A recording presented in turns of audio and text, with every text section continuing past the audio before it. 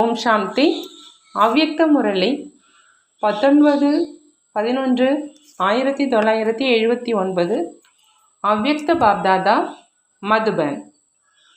எல்லைக்கு அப்பாற்பட்ட வானப்பிரஸ்தி அப்படின்னா நிரந்தரமாக ஏகாந்தத்தில் எப்பொழுதும் நினைவு சொரூபமாக இருப்பது. எல்லைக்கு அப்பாற்பட்ட வானப்பிரஸ்தி, அதாவது சப்தத்திலிருந்து விலகிய நிலை என்றால் நிரந்தரமாக ஏகாந்தத்தில் எப்பொழுதும் நினைவு சொரூபமாக இருப்பது. இன்று பாப்தாதா அனைத்து குழந்தைகளினுடைய பாக்கியத்தை மகிமை பாடிட்டு இருந்தாங்க. தந்தை குழந்தைகளின் உயர்ந்த பாக்கிய ரேகைகளை பார்த்து மகிழ்ச்சி அடைகிறாங்க. உயர்ந்த பாக்கியத்தின் ரேகைகளில் முக்கியமாக என்னென்ன விஷயங்கள் பார்க்கப்படுது, அதை தெரிஞ்சிருக்கீங்களா அப்படின்னு பாபா கேட்குறாங்க. முக்கியமான விஷயம் நாள் மற்றும் கிழமை, நேரம், முக்கியமான கிரகம், குலம், தர்மம் மற்றும் செல்வம், சம்பந்தம் மற்றும் பதவியை பார்க்கப்படுது. இந்த அனைத்து விஷயங்கள்னால ஒருவரினுடைய பாக்கியத்தை பார்க்குறாங்க. நீங்கள் அனைவரும் இந்த அனைத்து விஷயங்களை நன்றாக தெரிஞ்சிருக்கீங்களா அப்படின்னு பாபா கேட்குறாங்க. உங்கள் அனைவருடைய கிழமை எது? இன்று வரையிலும் தன்னுடைய பாக்கியத்தை பிறந்த நாளினால் அல்லது ராசி மூலம் பார்க்குறாங்க. அப்படி உங்கள் அனைவருடைய ராசி மற்றும் தேதி எதுன்னு பாப்தாதா கேட்குறாங்க. உங்களுடைய பிறந்த தேதி எது? நீங்கள் அனைவரும் எப்பொழுது அவதரிச்சிருக்கீங்க? பிராமணர்கள் எப்பொழுது அவதரிச்சிருக்கிறாங்க? எது தந்தையினுடைய அவதாரத்தின் தேதியோ அதுதான் உங்களுடையதுன்னு சொல்றாங்க பாபா. பிரம்மாவையும் சேர்த்து பிராமணர்களும் பிறந்தாங்க. அப்படி யார் ஆதி ரத்தனமாக இருக்கிறாங்களோ அவங்களுடைய தேதியை எது அப்படின்னு சொல்வோம். தந்தையின் அவதாரத்தினுடைய தேதி தான் ஆதி ரத்னங்களினுடைய பிறந்த தேதி. நேரம் எது? சங்கம யுகம், பிரம்மா முகூர்த்தத்தின் நேரம். அப்படி அனைவருடைய பிறந்த நேரம் பிரம்ம முகூர்த்தம். மேலும் ராசி எது? உலகத்துல ராசிகளையோ விதவிதமான விதத்துல காண்பிச்சிருக்கிறாங்க. ஆனா உங்கள் அனைவருடைய ராசி எது? தந்தையினுடைய ராசியாக உலகத்துக்கு நன்மை செய்பவர் என்பது இருக்குது. அதுவே தான் உங்கள் அனைவருடைய ராசி. இந்த ராசியில தந்தைக்கு சமமான அனைத்து குணங்களும் நிரம்பி இருக்குது. இந்த ராசியில தந்தைக்கு சமமான அனைத்து குணங்களும் நிரம்பி இருக்கு. மேலும் தசை கூட குருவாரத்தினுடைய தசை. குலம் கூட அனைத்தையும் விட உயர்ந்தது. நேரடியாக ஈஸ்வரனுடைய குலத்தை சேர்ந்தவங்க நீங்க அப்படி உங்களுடைய ஈஸ்வரிய குலம் பதவி மாஸ்டர் சர்வ சக்திவான், செல்வம் குறைவில்லாதது மற்றும் அழியாத செல்வம், தர்மம் உயர்ந்த பிராமண தர்மத்தை சேர்ந்தவங்க, புத்தியினுடைய கோடு விசாலமானதாக மற்றும் 3 காலங்களையும் தெரிந்த கோடு. இப்போ யோசிங்க, பாக்கியத்தினுடைய ரேகைகள் வேறு யாருக்காவது இதைவிட அதிகம் உயர்ந்ததாக இருக்க முடியுமா? கர்ம ரேகையில நிரந்தர கர்ம யோகி, சகஜ யோகி, ராஜ யோகி அப்படின்னு இந்த ரேகைகளை தந்தை தெளிவாக கிழிச்சிருக்கிறாங்க. பாக்கியத்தின் நட்சத்திரத்துல கிரீடம் மற்றும் ஆசனம் தென்படுது. இதைவிட உயர்ந்த பாக்கியம் வேறு என்ன இருக்கும் அப்படின்னு பாபா கேட்கிறாங்க. இன்று பாப்தாதா அனைத்து குழந்தைகளினுடைய பாக்கியத்தை பார்த்துட்டு இருந்தாங்க. எப்படி தந்தை அனைவருடைய பாக்கியத்தை பார்த்து மகிழ்ச்சி அடைகிறாங்க, அதே மாதிரி நீங்க அனைவரும் தன்னுடைய பாக்கியத்தை பார்த்து மகிழ்ச்சி அடைகிறீங்களா அப்படின்னு பாபா கேட்குறாங்க. சின்ன சின்ன விஷயங்கள் என்னவாக இருக்குது? எப்படி பக்தர்களிடம் இந்த பூஜை ஆகியவை பொம்மைகளுடைய பூஜை, பொம்மை விளையாட்டை செய்கிறீங்க அப்படின்னு சொல்றீங்க. அதே போலவே மாஸ்டர் பாக்கியத்தை உருவாக்கும் குழந்தையும் இந்த சின்ன சின்ன விஷயங்களின் பொம்மை விளையாட்டை அதிகமாக செய்கிறாங்க. உண்மையான விஷயம் இல்லை. ஆனால் கணக்கு வழக்கு முடிவடைவதற்காக மற்றும் தாரணைகளை சோதிப்பதற்காக மற்றும் தன்னுடைய நிலை சோதிக்கப்படுவதற்காக வாழ்க்கையில் இந்த விஷயங்கள் புது புது ரூபத்தில் வந்துக்கிட்டே இருக்குது. உயிரற்ற விஷயங்கள், சாரமற்ற விஷயங்கள். ஆனால் எப்போ எதிரில் வருது அப்படின்னா, எப்படி அந்த ஜடமூர்த்திக்கு உயிரூட்டி விடுறாங்க, மேலும் அந்த அளவு விஸ்தாரமாக்கிடுறாங்க. அதே மாதிரி நீங்கள் அனைவரும் சில நேரம் பொறாமை அப்படிங்கிற பொம்மை, சில நேரம் யூகிப்பதின் பொம்மை, சில நேரம் அனுமானம் செய்வதினுடைய பொம்மை, சில நேரம் ஆவேசத்தினுடைய பொம்மை, சில நேரம் அடக்கி ஆளும் பொம்மை, அதாவது மூர்த்தியை உருவாக்கி விஷயம் என்ற பொம்மைகளை அதற்கு ஏற்றபடி உயிரூட்டிடுறீங்க. இது சத்தியம் அப்படின்னு அனுபவம் செய்கிறீங்க, மேலும் செய்விக்கிறீங்க. இந்த விஷயம்தான் சரி அப்படின்னு உயிரூட்டிடுறீங்க. மேலும் இன்னும் என்ன செய்கிறீங்க? உங்களிடம் மூழ்கி விடு மூழ்கி விடு அப்படிங்கிற பாடலை தயாரிச்சிருக்கீங்க தான் இல்லையா? அப்படி என்ன செய்கிறீங்க? அதே விஷயம் அப்படிங்கிற மூர்த்தியை முந்தைய காலங்களின் நினைவுகள் மூலமாக மிக அதிகமாக அலங்காரம் செய்கிறீங்க. இதுவும் நடக்கத்தான் செய்யும். இதுவும் அனைவரிலும் இருக்குது. நாடகத்தினுடைய அனுசாரம் முயற்சி செய்பவர்களாக இருக்கிறாங்க. கர்மாதித்த நிலையோ இறுதியில்தான் அடையணும். இந்த விதமான ஞானத்தின் வகை வகையான விஷயங்களின் போகு, அதாவது பிரசாதம், தினசரி அர்ப்பணித்து அர்ப்பணித்து வலிமையானதாக உறுதியானதாக ஆக்கிடுறீங்க. முதல்ல வேகாத உணவின் போகையை அர்ப்பணிக்கிறீங்க, பிறகு உறுதிமொழி செஞ்சிடுறீங்க. பிறகு அந்த விஷயங்களை, அதாவது போகை தனியாக மட்டும் அருந்துறது கிடையாது, தன்னுடன் வழிகாட்டிகள் குடும்பத்தினரையும் அமர்த்துறீங்க. அதாவது இன்னும் பரிவாரத்தின் உறுப்பினராக ஆக்குறீங்க. அவருடைய புத்திக்கும் இந்த போஜனத்தை சுவீகாரம் செய்விக்கிறீங்க. ஆனால் இறுதியில் என்ன செய்ய வேண்டியதாக இருக்குது? ஞானக்கடல் தந்தையின் நினைவு கடந்ததை கடந்ததாக்கி ஞானக்கடலின் அலைகளில் சுய முன்னேற்றத்தின் அலையில், உயர தாண்டுதல் செய்வதின் அலையில், நினைவு சொரூபத்தினுடைய நினைவின் அலையில், மாஸ்டர் ஞானம் நிறைந்த சொரூபத்தின் அலையில், இந்த அநேக அலைகளின் மத்தியில் இந்த பொம்மைகளை மற்றும் சிலைகளை மூழ்கடிக்கவே வேண்டியதாக இருக்குது. ஆனால் இவ்வளவு முழு நேரத்தை என்னவென்று சொல்றது?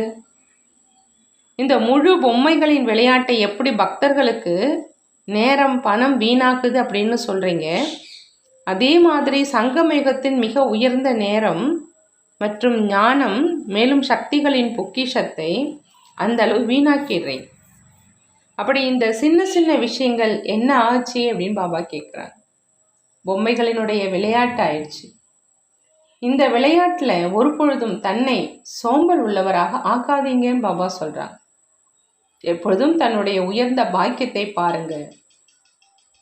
தற்சமயத்தினுடைய பிரகாரம் நீங்கள் இப்போ வானப்பிரஸ்தி நிலையின் அருகில் இருக்கீங்கிறாங்க பாபா. வானப்பிரஸ்திகள் பொம்மைகளுடைய விளையாட்டை விளையாட மாட்டாங்க. வானப்பிரஸ்தி ஏகாந்த மற்றும் நினைவில் இருப்பாங்க. அப்படி நீங்கள் அனைவரும் எல்லைக்கு அப்பாற்பட்ட வானப்பிரஸ்திகள். எப்பொழுதும் ஒருவரினுடைய நினைவின், அதாவது நிரந்தர ஏகாந்தத்தின் எப்பொழுதும் நினைவு சொரூபமாக இருங்க. இதுதான் எல்லைக்கு அப்பாற்பட்ட வானப்பிரஸ்தியினுடைய நிலை. பாப்தாதா அப்போ 3 நிமிடங்கள் ட்ரில் செய்ய வைக்கிறாங்க. இந்த நிலை பிடித்திருக்கு இல்லையா அப்படின்னு பாபா கேட்குறாங்க.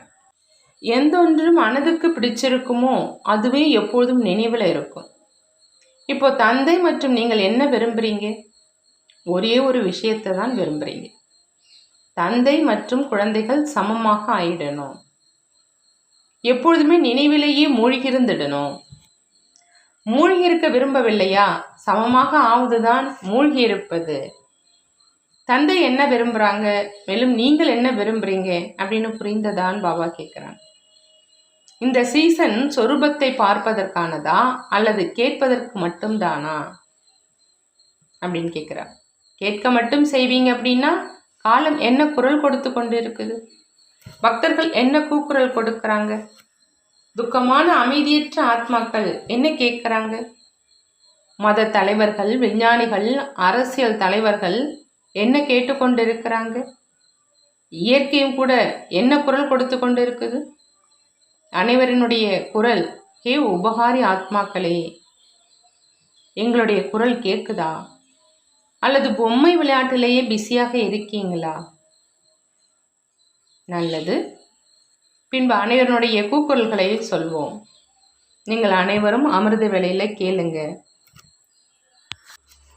எப்பொழுதும் பாக்கியத்தை நினைத்து கொண்டிருக்கும், எப்பொழுதும் தந்தைக்கு சமமான நினைவில் மூழ்கியிருந்த நிரந்தர ஏகாந்த வாசிகளுக்கு ஒவ்வொரு நேரத்தையும் பயனுள்ளதாக ஆக்கக்கூடிய வெற்றி மூர்த்தி, பக்தியினுடைய விளையாட்டை முடித்து மாஸ்டர் ஞானக்கடல் சொரூபம், நினைவு மற்றும் சக்தி நிறைந்த சொரூபம் உள்ள அந்த மாதிரி பல கோடி மடங்கு பாக்கியசாலி குழந்தைகளுக்கு பாப்தாதாவின் அன்பு நினைவுகள் மற்றும் நமஸ்காரம் செய்கிறார். நாமும் நம்மளுடைய பாப்தாதாவுக்கு அன்பு நினைவுகள் மற்றும் நமஸ்காரம் செய்வோம். பார்ட்டிகளோடு அவ்யக்த பாப்தாதாவினுடைய சந்திப்பு, மைசூர். நீங்கள் அனைவரும் தன்னை மிக உயர்ந்த ஆத்மாக்கள் அப்படின்னு அனுபவம் செய்கிறீங்களா அப்படின்னு கேட்குறாங்க பாப்தாதா. நீங்கள் எவ்வளோ உயர்ந்த ஆத்மாக்கள். குழந்தைகள் உங்களை சந்திப்பதற்காக சுயம் தந்தை தன்னுடைய உலகத்தை விட்டு வராங்க. அரைக்கல்பமாக உங்களுடைய உலகத்தை விட்டு வந்துடுங்க அப்படின்னு பாடினீங்க. ஆனால் எப்போ மற்றும் எப்படி கிடைப்பாங்க அப்படின்னு தெரியாமல் இருந்தது. காத்திருத்தலில் மட்டும் நாட்கள் கழிஞ்சுது. இப்போ காத்திருப்பது முடிவடைஞ்சிடுச்சு. மேலும் நேர் எதிரில் சந்திப்பு செஞ்சிட்ருக்கீங்க. இந்த மாதிரி உயர்ந்த பாக்கியம் வேறு யாருக்காவது இருக்குமா அப்படின்னு பாபா கேட்குறாரு. பகவானோடு பேசுவோம் என்று கனவுல கூட அந்த மாதிரி நினைச்சிருக்க மாட்டீங்க. இனிப்பு அருந்துவோம், அதாவது டோலி அருந்துவோம், அவரோடு அமர்வோம். மேலும் அனைத்தையும் நடைமுறையில் அனுபவம் செய்து எப்பொழுதும் குஷியோடு இருக்கீங்க. எப்போ குஷி இருக்குமோ அப்போ எந்த ஒரு களைப்பு மற்றும் கடினமும் அனுபவம் ஆகிறதில்லை. பயணத்தினுடைய 4 நாட்களும் எப்பொழுது சந்திப்போம், எப்பொழுது சென்றடைவோம் என்று நிரந்தர யோகியினுடைய நிலை இருந்திருக்கும். இது கூட சம்பாத்தியமாக்க ஆச்சுதான் இல்லையா அப்படின்னு பாபா கேட்குறாங்க. பிராமணன் ஆகிறது அப்படின்னா ஒவ்வொரு அடியிலும் சம்பாத்தியம், கடினமும் இல்லை. ஆனால் எப்படி ரோஜா மலருடன் முள்ளும் இருக்குது, அந்த முள்ளு அதற்கான பாதுகாப்பு சாதனம். அப்படி இந்த சிரமங்கள் இன்னும் தந்தையை நினைவூட்டுவதற்கு காரணமாக ஆயிடுது. ஏதாவது விதமான துக்கம் எப்பொழுது ஏற்படுதோ அப்போ நாஸ்திகனின் வாயிலிருந்து ஏ பகவான் அப்படிங்கிற வார்த்தை வெளியாகுது இல்லையா? அப்படி துக்கம் கூட நினைவூட்டுவதற்கான சாதனமானது இல்லையான்னு பாபா கேட்குறான். சங்கம யுகத்தில் எந்த கஷ்டமும் இருக்க முடியாது. இந்த நேரம் குழந்தைகள் நீங்கள் தந்தையின் அனைத்து பொக்கிஷங்களினுடைய அதிகாரி ஆவீங்க. தந்தையினுடைய பொக்கிஷமாக என்ன இருக்குது? சுகம், சாந்தி, ஆனந்தம், அன்பு. இவைதானே தந்தையினுடைய பொக்கிஷங்கள் இல்லையா? அப்படி இவற்றின் அதிகாரியாக இருந்து மேலும் குஷியாக இருக்கல என்ற இது எப்படி இருக்க முடியும் அப்படின்னு பாபா கேட்குறாங்க. அமிர்த வேளையில நான் இந்த பொக்கிஷங்களின் அதிகாரி ஆவேன் அப்படிங்கிற நினைவு திலகத்தை இட்டுக்குங்க. ஒருவேளை திலகம் இடப்பட்டிருக்குது அப்படின்னா எப்பொழுதும் மகிழ்ச்சியாக இருப்பீங்க. திலகத்தை அழிக்க விடாதீங்க. மாயா எவ்வளவுதான் அழிப்பதற்கு முயற்சி செஞ்சாலும் ஆனால் அழிக்கலாம் அப்படின்னா எப்பொழுதும் அழியாதவர் ஆகுக அப்படிங்கிற வரதானம் கிடைச்சிட்டே இருக்கும். வெள்ளி விழாவை கொண்டாடிட்டு இருக்கீங்க, ஆனால் பொற்காலத்தின் நிலையிலிருந்து வெள்ளி விழா கொண்டாடுங்க. நல்ல தைரியம் வச்சிருக்கீங்க, ரிசல்ட் கூட நன்றாக இருக்குது. நல்ல வயது முதிர்ந்த அனுபவி மற்றும் கடுமையாக உழைக்கும் குழந்தைகள் உங்களுக்காக நல்ல சான்றிதழ் இருக்குது. வெளிநாட்டு சகோதர சகோதரிகளோடு அவ்யக்த பாப்தாதாவினுடைய சந்திப்பு. எப்படி ஸ்தூலமான தேசத்தின் கணக்குப்படி நீங்கள் அனைவரும் வெளிநாட்டினராக இருக்கீங்க. அதே மாதிரி ஆத்மா ரூபத்தில் கூட தன்னை எப்பொழுதும் வெளிநாடு, அதாவது பரந்தாம நிவாசி அப்படின்னு புரிஞ்சு நடந்துக்கிறீங்களான்னு பாபா கேட்குறாங்க. நான் ஆத்மா பரந்தாமத்திலிருந்து உலக நன்மை காரியம் செய்வதற்காக அவதரிச்சிருக்கிறேன் அப்படிங்கிற இந்த அனுபவம் எப்பொழுதுமே இருக்கட்டும்ங்கிறாங்க பாபா. அந்த மாதிரி நினைவு மூலம் என்ன ஆகும்? என்ன வைப்பீங்களோ, என்னென்ன காரியம் செய்வீங்களோ, என்ன வார்த்தை பேசுவீங்களோ, உங்கள் பார்வை எங்கே சென்றாலும் அனைவருக்கும் நன்மை செய்து கொண்டே இருப்பீங்க. இந்த நினைவு லைட் ஹவுஸினுடைய காரியம் செய்யும். அந்த லைட் ஹவுஸிலிருந்து ஒரு வண்ணத்தினுடைய ஒளி வெளியாகுது. ஆனால் இங்கே அனைத்து சக்திகளின் லைட் ஹவுஸ் ஒவ்வொரு அடியிலும் ஆத்மாக்களுக்கு வழி காண்பிக்கக்கூடிய காரியம் செய்யணும். ஆகையினால எப்பொழுதும் இந்த நினைவில் இருங்கிறாங்க பாப்தாதா. அதன் மூலம் உங்கள் எதிரில் யார் வந்தாலும் நான் குறைவில்லா பொக்கிஷத்தின் சுரங்கத்தின் எதிரில் வந்திருக்கிறேன் அப்படின்னு நினைக்கணும். வந்த உடனேயே எங்கிருந்து அனைத்து பிராப்திகளும் கிடைக்க வேண்டுமோ அந்த மாதிரி ஸ்தானத்திற்கு நான் வந்தடைஞ்சிட்டேன் அப்படின்னு உணரணும். வெளிநாட்டினருக்கு அந்த மாதிரி நடைமுறையில் வந்து கொண்டும் சென்று கொண்டும் லைட் ஹவுஸ் ஆகி சேவை செய்யணும். ஒருவேளை ஒரே இடத்துல இத்தனை லைட் ஹவுஸ் ஆயிடுச்சு, என்ன ரிசல்ட் வெளியாகும்? அனைவரும் ஆகா ஆகாங்கிற பாடலை பாடுவாங்க இல்லையா? எப்பொழுதும் ஒரு படத்தை தன் எதிரில் வைங்க. எப்படி நீங்கள் ஒரு படத்தை எதில் பிரம்மாவும் தன் விரல் மூலம் சிவபாபாவின் பக்கம் சைகை காண்பிக்கிறார், அந்த மாதிரி படத்தையும் நீங்கள் தயாரிக்கிறீங்க. அதே மாதிரி உங்கள் அனைவருடைய ஒவ்வொரு காரியம், ஒவ்வொரு எண்ணம் தந்தையின் பக்கம் சைகை காண்பிக்கணும். ஆகினால என்னுடைய எண்ணம் சைகை காண்பிக்கக்கூடியதாக இருக்குதா அப்படின்னு சோதனை செய்யுங்கிறாங்க பாபா. எப்போ அனைத்து ஆத்மாக்களுக்கு தந்தையினுடைய சைகை கிடைச்சிருச்சு அப்படின்னா உங்களை மகிமை பாட தொடங்கிடுவாங்க. எப்படி இப்பொழுது வேறு வேறு பாடல்கள் பாடுறாங்க இல்லையா? அதே மாதிரி நாலாபுரத்திலும் அனைத்து இசை கருவிகள் மூலமாக தந்தை மற்றும் உங்களுடைய மகிமையினுடைய பாடல் பாடுவாங்க. அந்த நேரத்தில் என்ன காட்சியாக இருக்கும்? மேலும் நீங்கள் எங்கே இருப்பீங்க? அனைவரும் மதுபனத்துக்கு ஓடி வந்தீங்க அப்படின்னா பக்தர்கள் என்ன செய்வாங்க?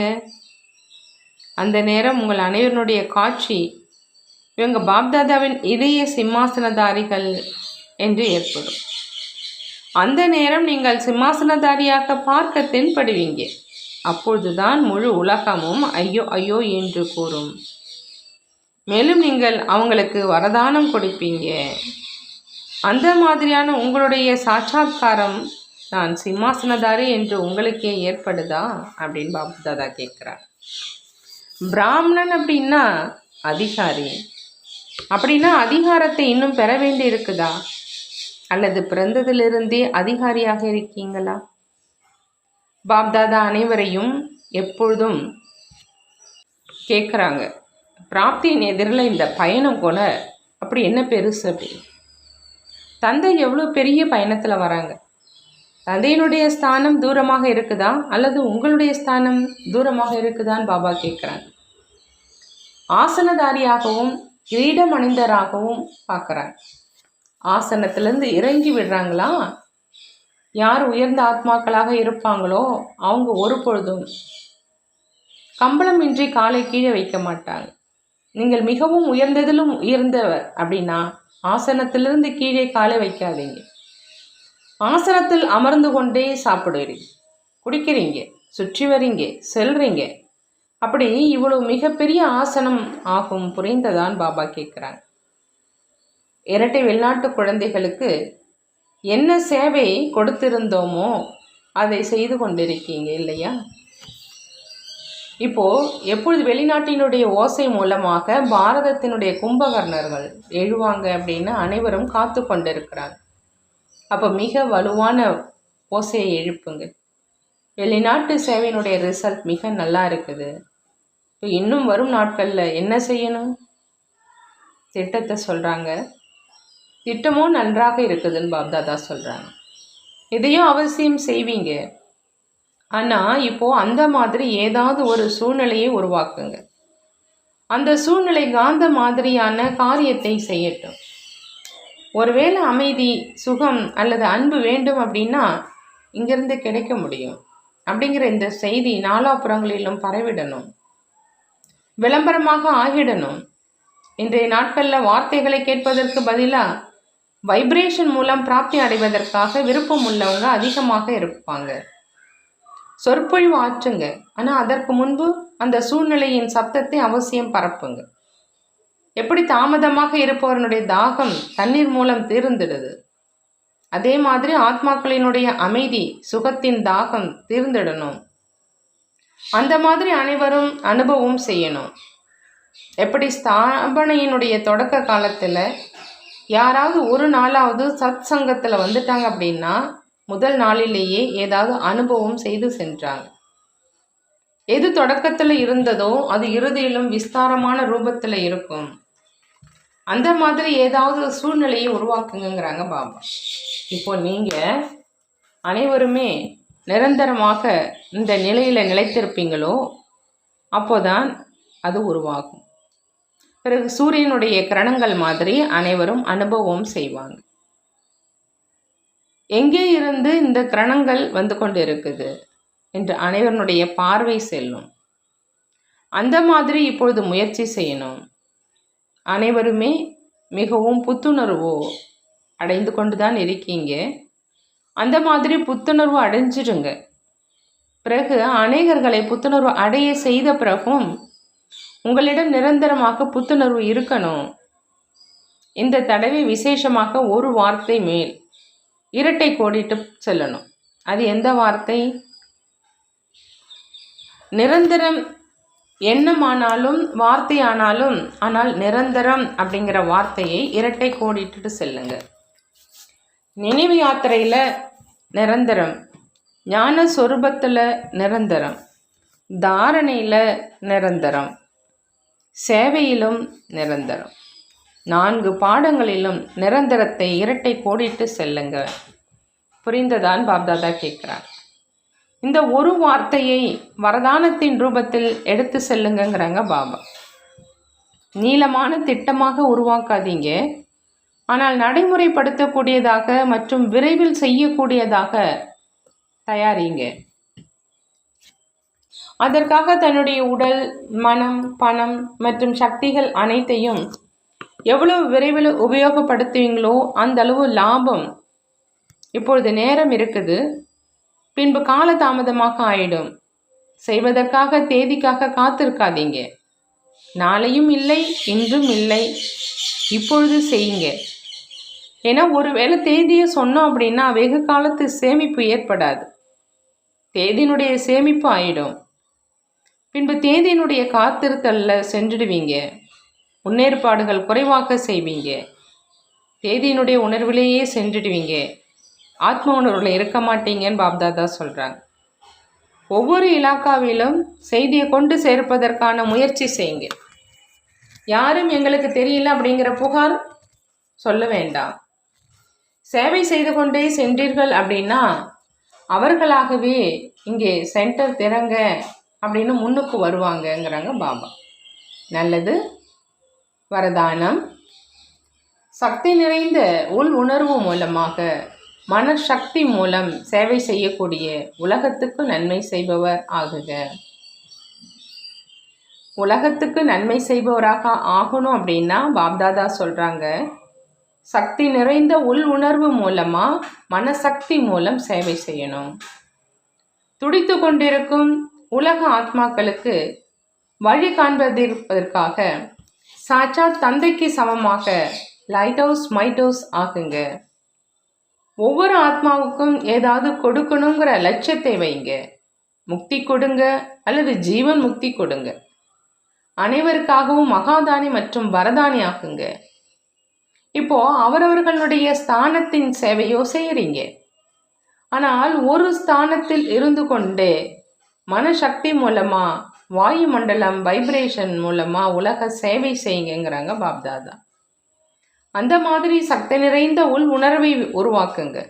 அதன் மூலம் வாயுமண்டலம் உருவாகட்டும். அப்போதான் உலகத்துக்கு நன்மை செய்யும் ஆத்மா அப்படின்னு சொல்வோங்கிறாங்க பாப்தாதா.